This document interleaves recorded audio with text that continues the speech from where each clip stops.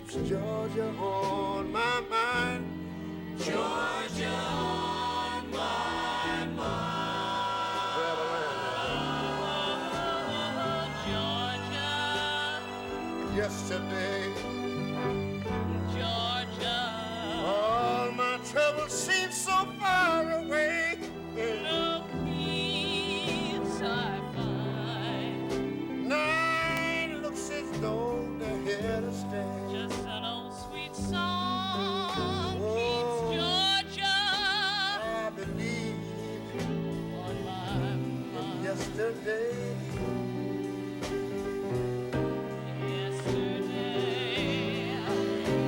My mama done told me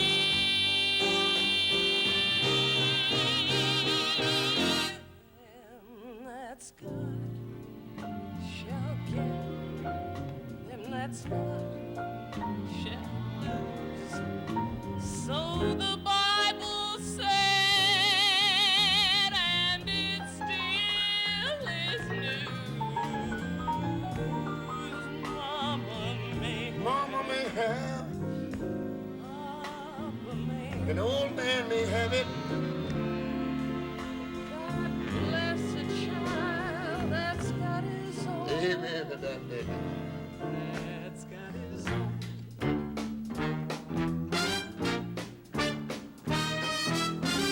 Let me tell you about a girl, no.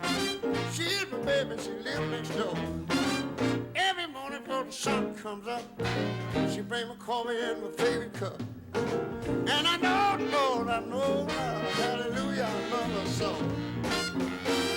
In the evening when the sun goes down, when there is nobody else around, he kisses me and he holds me tight and tells me, oh, mama, everything's all right. Oh, Lord, hallelujah, I just love you so.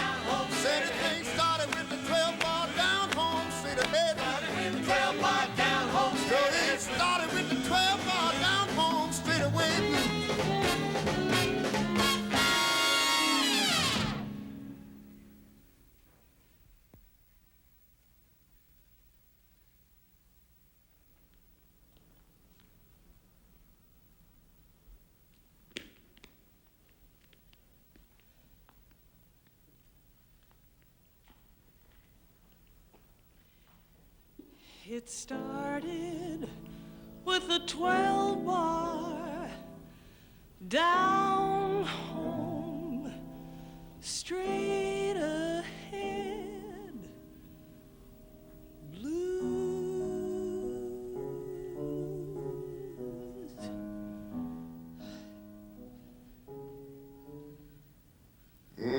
That's sweet, baby.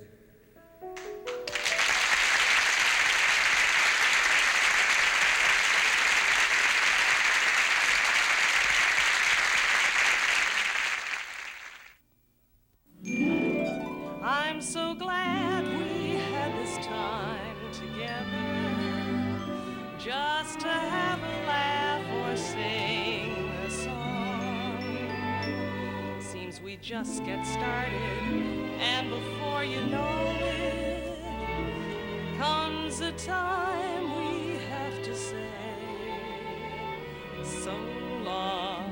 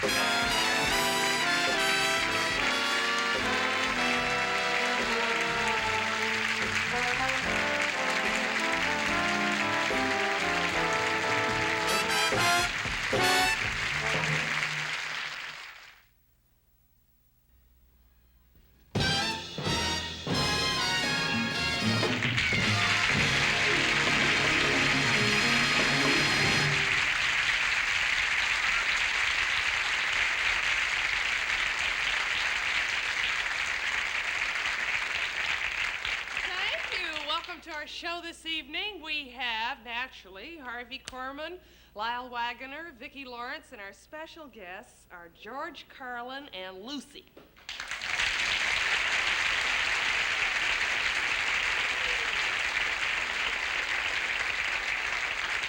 That's Lucy Schwartz. Do you have any questions? Oh, let's turn up the lights and we can talk to the audience. Yes. I always love it. Woo. Way in the back, yes. Is this the real you? Oh, you took a picture of Halloween. I figured, you know, you ought to do something on Halloween for the kids when they come trick-or-treating instead of just, you know, here's some candy and so forth. So Harvey Korman and his wife, Donna, came over, and my husband, Joe, and we were there, and Donna and I got dressed up like Vampira with the long black wig and all the eye makeup and the whole thing there. And Harvey and Joe got dressed up like Igor the butler with the hunchback and the whole thing. And we had a mummy case with a mummy in it in the entry hall, and the lights were very dim and kind of green, and a skeleton hanging down. And then the table where all the candy and the goodies were was in this black cloth, and we had black candles going. We all did our own shtick, you know, pieces of it. And so when the doorbell would ring, oh, we had organ music. I was scared. And and then the doorbell would ring, you know, and we would only let 2 kids at a time in, and then we'd shut the door. And my husband would go up, you know, like this, and that's what you do, and you bring him in, and then Harvey would come up with the candle, and then I would be there behind the table with, you know, where the candy was, and and then Donna would be coming down the stairs with a candle, like this, you know. Well, it was hysterical, and you know, please don't send letters and say how dare you frightening those kids. They loved it. They really, except for 2. There was 2 little boys. They were cute.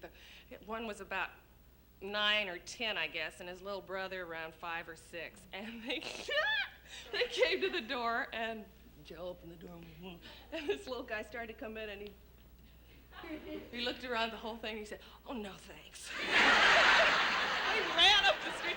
But by about 10 o'clock, we had, I don't know, about 20 kids lined up waiting to get in. We go, only 2 at a time. And then we open the door and slam. It was great fun. It really was. You weren't scared, though. Were you really?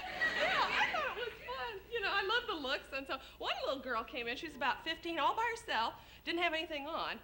No, I mean, no costume. She was just, you know, like a teenager, and she came in all by herself. She wasn't trick-or-treating with anybody, and had a shopping bag, and goes, "Oh, wow, wow, oh, look at the mummy, wow." She shook her hand, took a whole passel of stuff, said, "Happy Halloween." I think she was on something. But it was fun. Yes?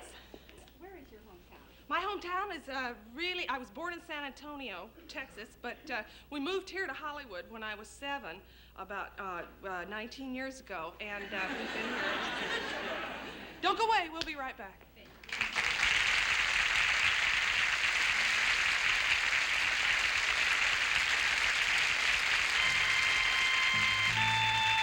television fiction Hollywood.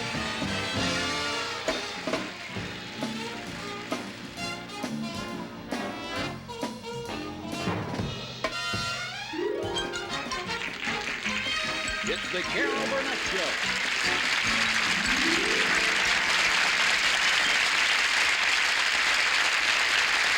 I'm very happy to introduce our first guest to you. He's a young man, and I'm a very big fan of his, and we've wanted to have him on our show for a long time. And this is the first chance we've had, so please welcome Mr. George Carlin.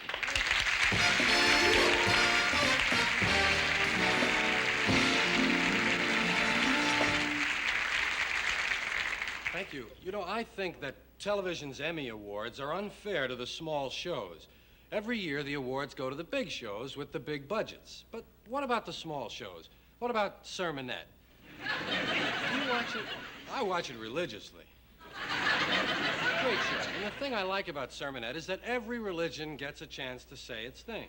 Well, not every religion. I've never seen a holy roller do the prayer. Or a druid. When was the last time you saw a good old-fashioned human sacrifice?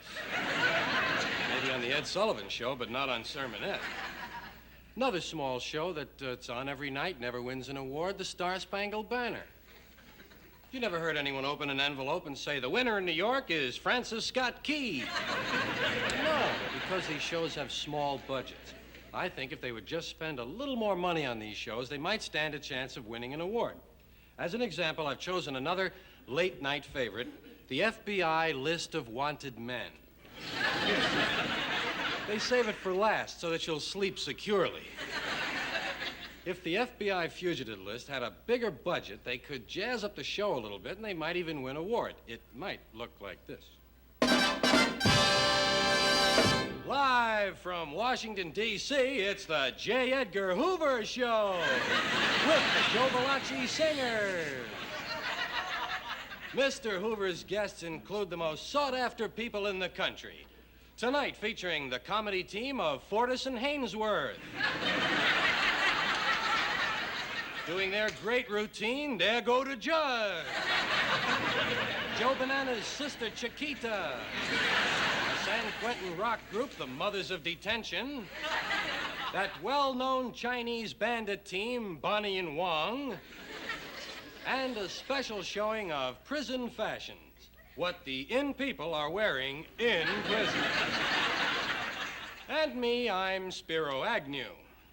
If there's any fat intellectual effete snob out there that thinks I'm not, I'll hit him with my Dale Carnegie book. Mr. Hoover will be out here in just 60 seconds, but first, this word from the Justice Department. Hi there, Mom. Have your civil rights been violated today? Has some corporate monopoly closed down another small merchant in your neighborhood? Has organized crime corrupted another public official in your community? Well, we'll worry about the small stuff later on. Right now, let's talk about important things, like the commie agitators in our kindergartens. Don't let your child's Christmas pageant be taken over by atheist pinkos. Insist on a nativity scene. Remember, for antitrust or commie bust, the department that's just is really a must. Don't leave your family defenseless. And now, here's J. Edgar.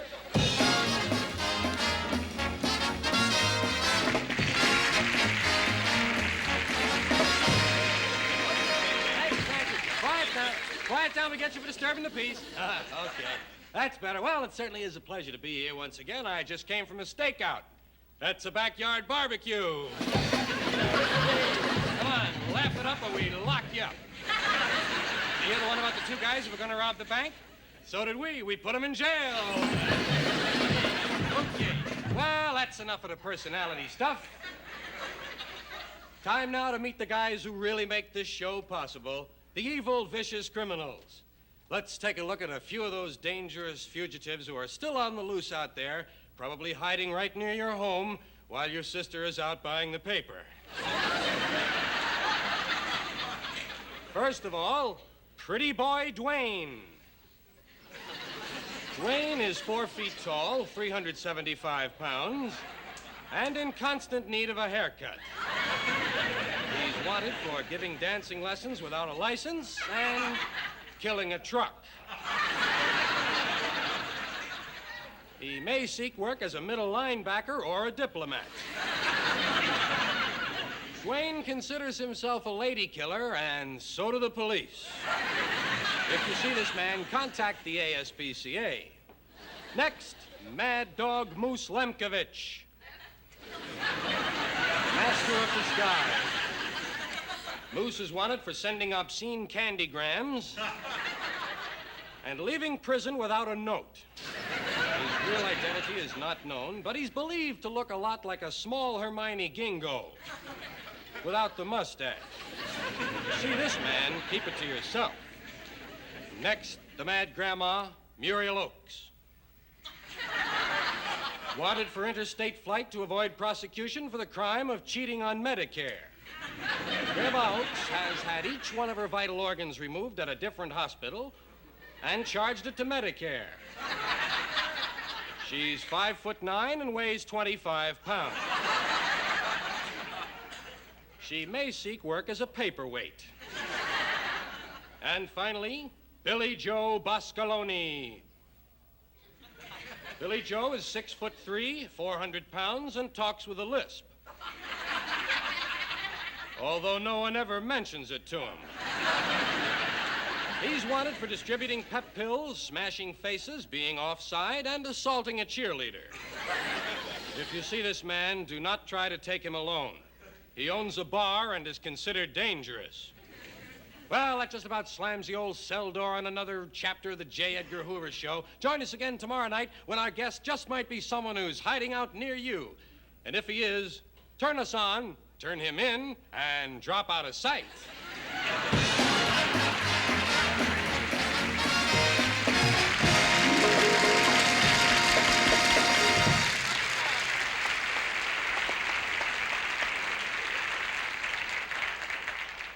3 weeks ago, in our questions and answers segment in our audience, a lady raised her hand. I said yes, and she said, I've written a couple of songs for you, and I asked her to come up on stage, and, well, we have the tape. So before I go on, let's show it to you. If those of you in the studio audience will look at the monitors, and those of you at home, watch your set. What's your name? Sue. Sue. Hi, Sue what? Yeah, sure, come on. Sue what? Vogelsanger. Sue Vogelsanger. I can see it on the marquee now. No. Music and lyrics by Sue Vogelsanger. Well, that's marvelous. Rogers and Vogelsanger, yes. I'm Really? I see. Let's see now. Let's see.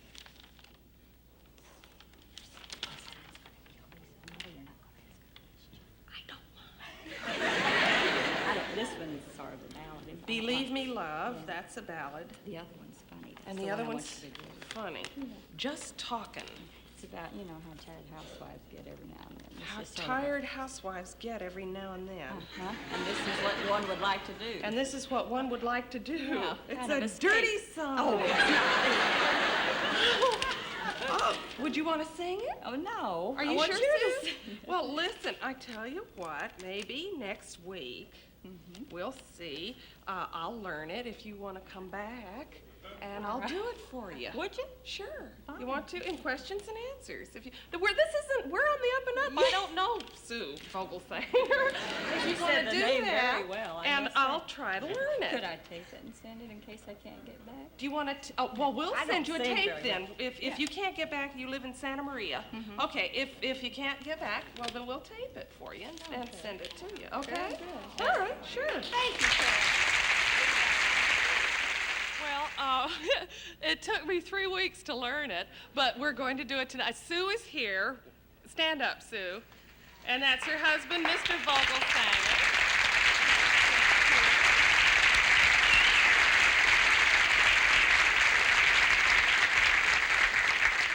And, well, you just flew, Sue and her husband flew in tonight because we called and said we're going to do it. Really, we don't know each other or anything. And I just thought, well, why not? Somebody wrote me a song, I should do it. So we're going to do it for you tonight, Sue. And I hope you like the simple production. We've given your song about the housewife who wants to get away from it all. This is your song, Sue Vogelsanger.